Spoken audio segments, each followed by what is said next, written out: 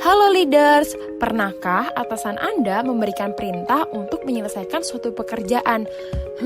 Kira-kira mengapa ya dia bisa memberikan perintah tersebut kepada Anda?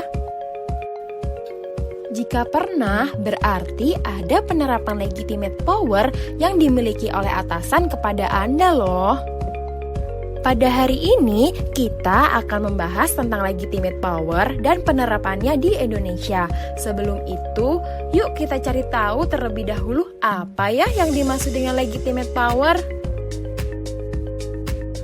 Robbins and Judge tahun 2019 mendefinisikan legitimate power sebagai kekuasaan yang dimiliki oleh seseorang berdasarkan posisi atau jabatan yang didudukinya dalam sebuah perusahaan, pemerintahan, ataupun organisasi.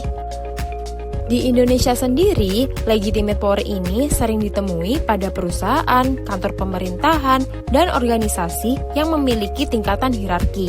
Dalam hal ini, semakin tinggi jabatan atau posisi yang diduduki oleh seseorang, maka semakin besar pula kekuasaan yang dimilikinya.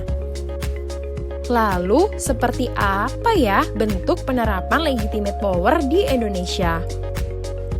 Salah satu penerapan legitimate power di Indonesia yaitu pemberlakuan sistem belajar secara daring saat pandemi COVID-19 oleh Pak Nadiem Makarim.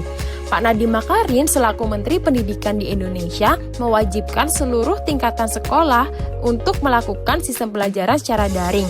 Hal ini dikarenakan Pak Nadiem memiliki legitimate power sebagai seorang Menteri Pendidikan. Lalu, bagaimana ya caranya menggunakan legitimate power secara efektif? Yang pertama, berikan arahan yang jelas dan sistematis. Dengan memberikan arahan yang jelas terkait hal yang boleh dan tidak boleh dilakukan, akan lebih mudah bagi anggota atau karyawan Anda untuk menjalankan dan mematuhi perintah Anda.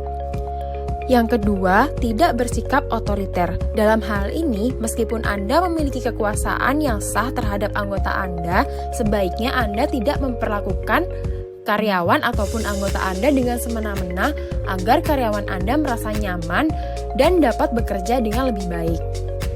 Yang terakhir yaitu tidak ragu untuk membantu.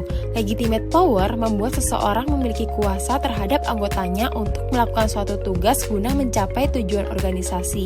Dalam hal ini, tujuan organisasi akan tercapai dengan maksimal jika pemimpin turut andil dan tidak lepas tangan.